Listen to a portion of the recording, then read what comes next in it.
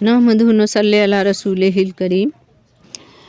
आज मैं रमज़ान शरीफ की एक ख़ास बयान करने जा रही हूँ जो बहुत अहम है, तो ध्यान से सुने और उस पर अमल करें। अल्हम्दुलिल्लाह बहुत सारे बरकतें होंगी और बहुत सारे फ़ायदा होंगे।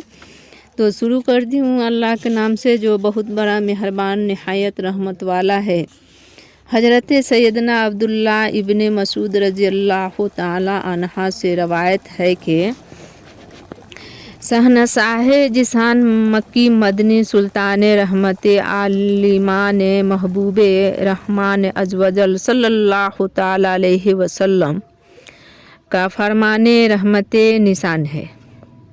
रमज़ान शरीफ की हर शब्बे आसमानों में सुबह सिद्दीक़ तक एक मुनादी ये निदा करता है, ऐ अच्छाई मांगने वाले मुकम्मल कर, यानी अल्लाह ताला की अताअत की तरफ आगे बढ़ और खुश हो जा, और ऐ शरीर सर से बाज आजा और इबरत हासिल कर।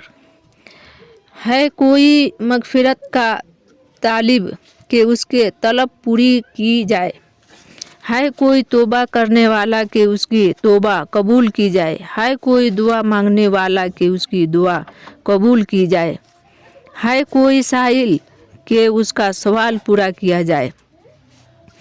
अल्लाह ताला रमज़ानुल मुबारक की हर शब्बे में इफ्तार के वक्त 60,000 गुनाहगारों को दोजख से आज़ाद फरमा देता है। अल्लाह अकबर। और ईद के दिन सारे महीने के बराबर गुनाहगारों की बख्शिश की जाती है। अल्हम्दुलिल्लाह।